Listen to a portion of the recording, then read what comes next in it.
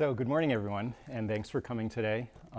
When you guys told me at the beginning of the semester that each of you have started your own business, I thought that this is really cool. There's entrepreneurship and innovation is thriving in DMD. So I thought it'd be interesting if we could maybe talk a little bit about your experiences and kind of share some best practices, some challenges. So what we'll do is start off with talking about your company. So if each of you can kind of give your name, your year, and name of your company, and a little bit about your company, the products and the customers, and why did you decide to start a business, and what inspired you to become an entrepreneur. So Joey, I'll start with you. So my name is Joey Spagnolo. I am a senior in the business strategies track for DMD, and I am the owner of the store called Jambo Joe, and I sell enamel pins and t-shirts and sweatshirts and even bracelets. My target market is Disney annual pass holders and fandoms. Being that my company is so Disney inspired, in their Animal Kingdom theme park, their greeting is Jambo means hello, so it's basically like hello Joe, except it's also starts with a J, and that's something that I liked. Oh, I get it. Nice. If you're interested in buying my products, I have a lot of my social media integrated with my online store. So if you're on Instagram, all of the photos are going to be shoppable, and then it'll direct you back to my website, which of course you can shop there. Also, I have a Pinterest where I have a board dedicated to my products, and those you can actually check out on Pinterest as well as on Facebook, and Twitter is just links to things as well. So why did you decide to start your own business? Mainly, I started because I had seen a lot of other similar companies on Instagram doing a lot of very much so the same things. Like a lot of people are now getting into selling pins and stickers and things like that, and it's really big in like the Disney community of merchandise as well. So I had seen that a lot of people don't really like the products that are sold officially through stores and things like that, that all are affiliated with Disney or like other pop culture companies like that. So I decided to start my own. Great. Olivia. I'm Olivia. I'm a senior in a business strategies concentration. My store is called Runcible Spoon Design. I also sell enamel pins and embroidery and stickers and little prints as well, like the ones on the tables here. My Etsy shop is Runcible Spoon Design, and my website is also runciblespoon.design. And then I'm also on Instagram at Olivia on the Moon, which is also where you can find my pins, and it links back to my shop. Great. So what inspired you to become an entrepreneur? Sort of along the same veins as Joey, I followed a lot of these artists on Instagram and followed their Etsys, and it kind of made me come up with my own ideas, and I was like, I can do that. So I started designing, and I also, I have a couple friends who run their own shops, and they kind of encouraged me to start out and see what I could do. And how did you come up with the name of your company? So Runcible Spoon is actually a made-up phrase by Edward Lear, who is one of my favorite poets, and he uses it in a lot of his poems, and I just kind of liked how it sounded. Danny, tell us a little bit about your company and yourself. Hi, I'm Danny Bean. I am a junior, and I'm a business strategies concentration in DMD, and I sell, well, it's a streetwear company called Collective, and I sell sweatshirts, hats, t-shirts. This is from the summer, fall collection, whereas mostly logo-based things and stuff like that. My market is generally teen to early 20s men who are into streetwear and hip-hop culture and things like that. So, yeah. My website is collectivema.com. There's links to it on social media. Across social media is all at collectivema, Instagram, Twitter, Facebook, and there's links to everything from those pages. So. And what inspired you to get into this line of business? Well, I always sort of started off as that kind of like doing lemonade stands and things like that when I was a little kid. So have always wanted to have a business that I run, and in high school I started getting into streetwear, like companies like Supreme and a Bathing Ape and things like that, and following different rap groups who all wore these different companies, so I wanted to start my own. Great. And and you guys can kind of talk among yourselves. I'm really curious, like, how you're marketing your companies. So why don't we start with Olivia? Yeah, I'm mostly right now marketing mine through social media, primarily Instagram and Pinterest. And I've actually found it really useful to cross-promote with other artists. So we'll send each other our products and post about each other's art. And I think that's been really useful to me because there's kind of this shared market between a lot of creators on Etsy and on Instagram. And people are really supportive of each other and want each other to be successful. So that's kind of been my greatest marketing resource, is just the other people in the community. What do you do on Instagram? I'm just curious. Obviously you show your product probably, but what else do you do on Instagram? Well, I kind of considered having a separate business account, but I ultimately just kind of merged my personal with my professional Instagram because I realized I kind of want to integrate myself into the brand.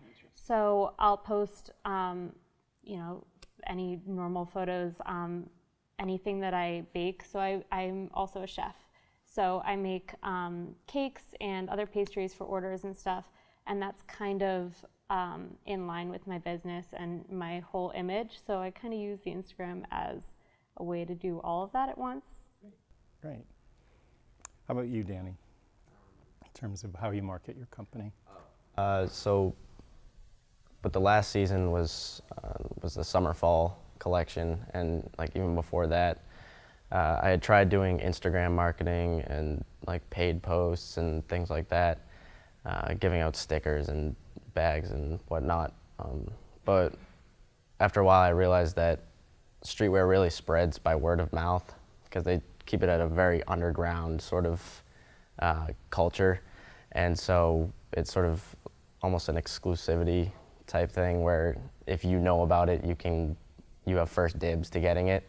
And so what I've really been striving to do recently is build it up through word of mouth, and so not doing as much as far as paid advertising on social platforms, but more handouts and things like that, getting the word out with people that I know. Okay, so real guerrilla marketing. Yeah, guerrilla marketing type stuff. Great. Joey? I like to take the same approach as Olivia. Pretty much a lot of people in like the handmade and entrepreneurship community of selling your own things online, they're very encouraging of everyone else, like Olivia said. So a lot of people will either, if they like your product and they're also a shop owner or a maker, they will then share your product as well, and it's just like this continual cycle of people sharing what you make. So I mainly promote on social media as well. I, like Olivia, Pinterest and Instagram pretty much are the biggest ones for me. There's ways for you to integrate your online store with both platforms. You can direct people from Instagram directly to your website, and then people can check out right on Pinterest too. And it's just like they're both their own search engines for the same type of products that we both make, and everybody is just like looking on there instead of mainly like Google and things like that for our products. So, Danny, you said you used Instagram, some paid posts and things like that originally. So I just want to kind of ask a question to everyone. I'm sure there's a lot of trial and error going on in this process.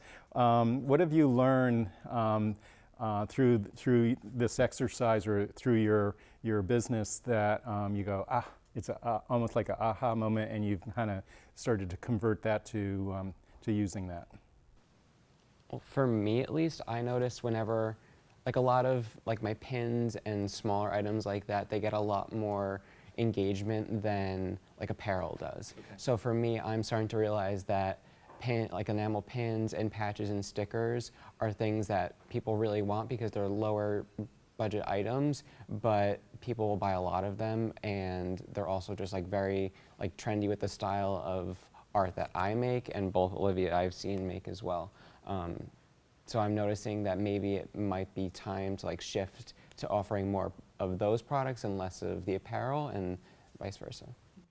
Yeah, I've kind of had the same thought about it. I do a lot of just in my free time the things that take more time on my part, like the embroidery and the baking and things like that, that don't have as much of a margin and are higher price items, and people are less likely to pay for something that's $30 that took you a couple hours to do than a little pin that you can kind of get a lot of, and it's not as much effort on your part to create that.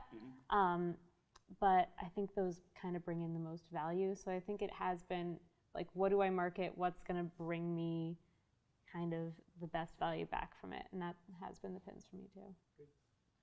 I've sort of found, at least with some of my paid posts, that incorporating some sort of entertainment within the post itself. So, for example, I ran an ad that was for a contest I was holding to give away a couple items. And it was a Photoshop contest using certain photos from the first shoot that I did. And I didn't show any of the product or anything, but it got more engagement than any of my other just paid product posts, because what I did was I took an old interview. I didn't even know what language he was speaking, but back from the early 2000s, maybe in the 90s, and dubbed it over or used subtitles that sort of just explained the contest. And people thought it was funny and shared it and things like that, commented, and it got more engagement in the actual contest itself, much more than just showing my product on the thing. So you all are studying digital media. You're all strategies for business concentrations. But you also have incorporated a lot of design. You're designing your own products, you're designing your own marketing materials. So how has studying digital media kind of helped you in this process of starting your business and running your business? I'd probably say with branding the most, because I first started coming up with the idea for Collective and ran a very badly run, but obviously need to make those mistakes, sort of pilot 2 years ago in the summer after freshman year. And since then I've taken more classes that have in DMD that have helped with design and design principles and learning branding, and sort of being able to incorporate those has definitely helped give the company more of an identity. So Great. Olivia? Yeah, I think for me, the art was something I'd always done, but didn't really know what to do with or what I could use it for. So I think being in those business strategies classes and figuring out how to market something and how to find your target market kind of made me realize, like, these are the skills that I can use to start a business. And I think that's been really helpful. The branding especially has been keeping a consistent image. It's not something I would have really known how to do otherwise. The same pretty much goes for me too. Like, I actually never thought that I would want to own my own business, and it wasn't until taking Design Lab last fall that I really fell in love with. I've always had a passion for design and web design and things like that, but I really, after taking that class specifically, I wanted to learn more about it and like the theory behind designing and things like that. So I basically just did more research on my own afterwards over winter break, and that's really when, that's actually when I started my company as well. So right after taking that class, I just wanted to keep going with it. I loved the mini projects that we would do every week of design challenges, and I just kept trying to challenge myself in new ways and think of new designs and things like that, and just go from there. Great.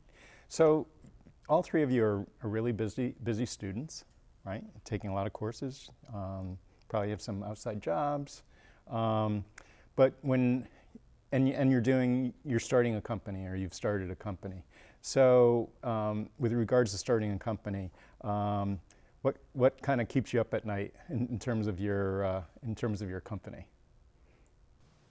I know I stay up at night now. I used to get to bed at like 9 o'clock at night, and now I'm up till like 1 o'clock in the morning, just either thinking of new designs, purchasing materials, and like, okay, I need this many of like new pin backing cards or new business cards and things like that, and responding to customer questions, and just constantly, it's because a large majority of my traffic does come from social media. Everybody wants things instantly, so if I can't essentially like leave people waiting for a response or things like that. So, you know, it's just about finding a balance, like doing school during the day, maybe business at night, just whatever works.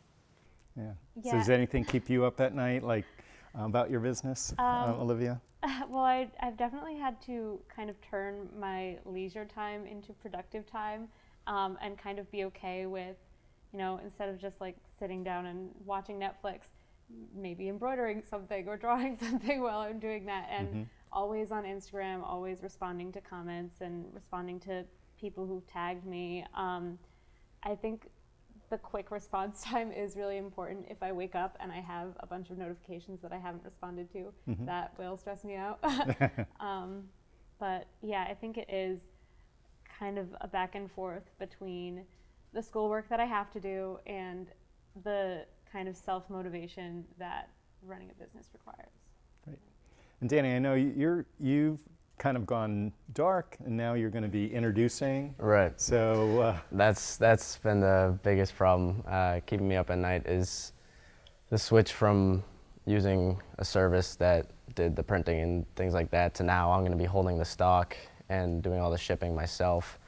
And so when I was doing the design process, every day that passes is another day that I don't have the mock-ups approved and I don't have the things in the printing process or shipping, and the shipment date keeps pushing later and later, and so everything you have to plan has to be way in advance, and sometimes there would be a day that passes and I still don't have a design or things like that, and I'm just thinking, well, I have to have it by this time on this day or else I won't get it in time for everything I planned. So those have definitely been some late nights, staying up trying to get everything done.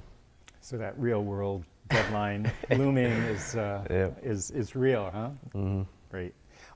So with your companies, or even with kind of this entrepreneurship venture that you're doing, what's your ultimate goal?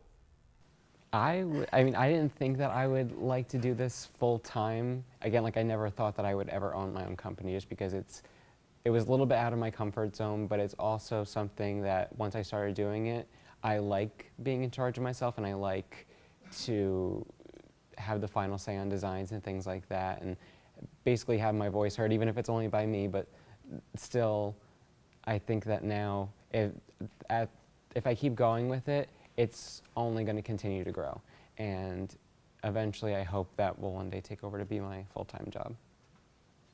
Yeah, I think it is never something that I thought about.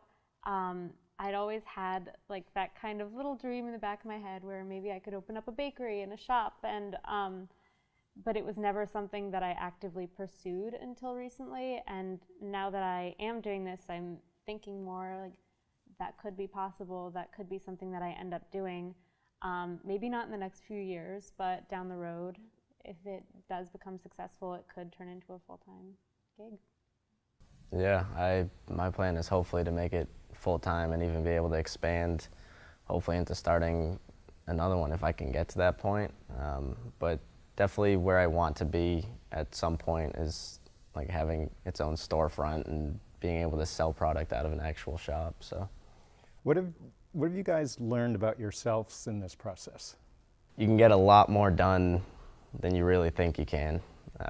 It's something I've learned is, like, even throughout high school, you just sort of get the work done that you have to do, and then you're off doing social things. But doing this in college especially has sort of made me prioritize doing something during a time period where I otherwise would be maybe hanging out with friends or something like that, or I'll actually bring my work to hang out with my friends, and I'll just do that.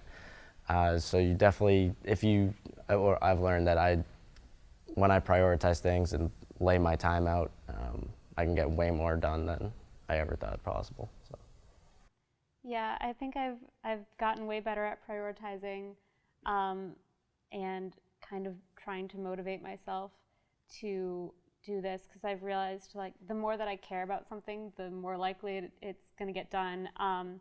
And also, the more that I talk about things and tell other people my plans, the more likely I am to do it. So I've realized I have to just, as much as it's hard for me to kind of try to brag about my business and talk about it, I have to, or else I'm just not going to do it. So I think that's been a lesson.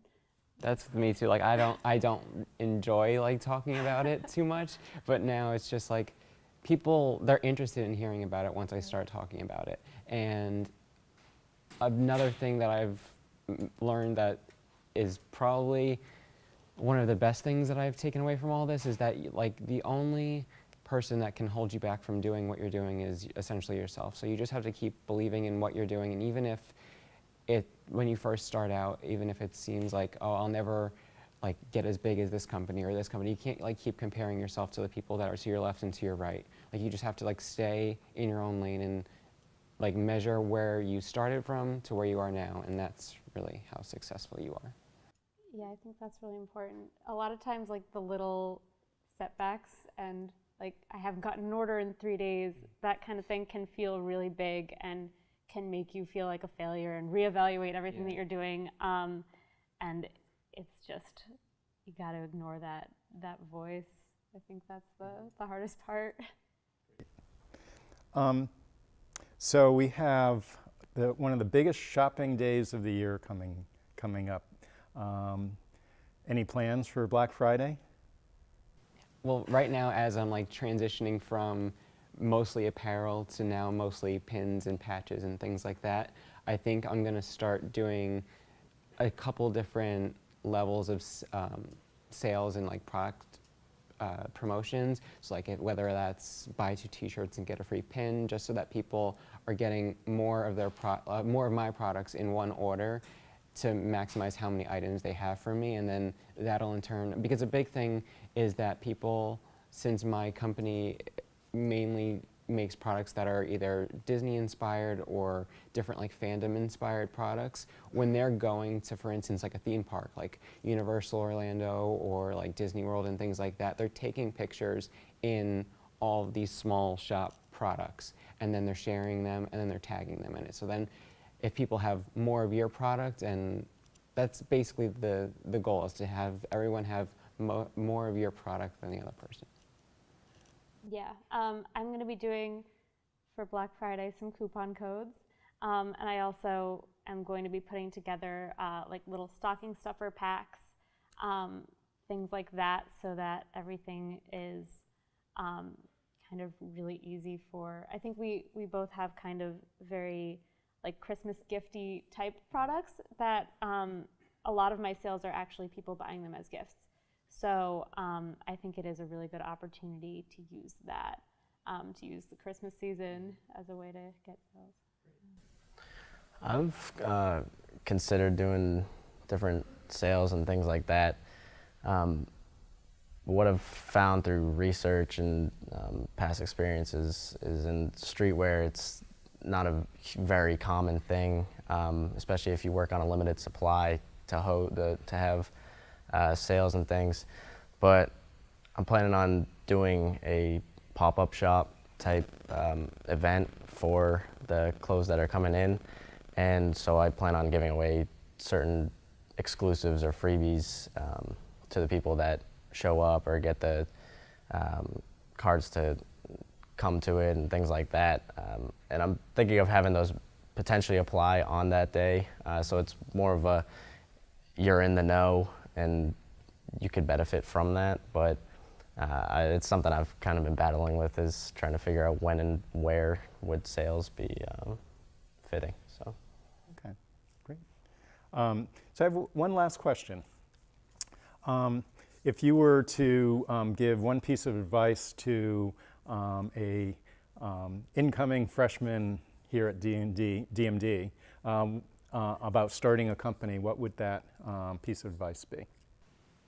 I would say you have to definitely have a niche and find it and do something that no one else is doing, to where people then, you're basically going to be their only source for that product. Whether it's, even if there's thousands of other people who are all making t-shirts, find your design style and really drive that into your brand. Yeah, I would say don't do something just because you think it's going to be successful or because you think it'll make money or be popular. You have to really care about what you're making and really kind of have that personal connection to it, or that drive, because otherwise you're not going to want to keep doing it. My best advice would probably be to be patient. There's so much time. I feel like since everything we do is packed into semester at a time, even I've started to think that, oh, I have to get this done by the end of the summer, I have to get this done within a certain months before midterms start. But you really have to sort of test and come back and test things out, ask your friends, things like that, and really develop something that people will actually enjoy and that you believe in too.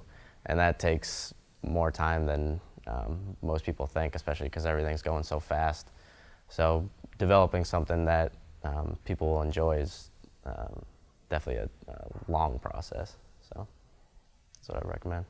Well, great. I think you all have really interesting concepts and have gone through some pretty amazing experiences, for students and for entrepreneurs. And, all of us at DMD really wish you all the best, and look forward to that IPO coming out, in a few years. So thank you.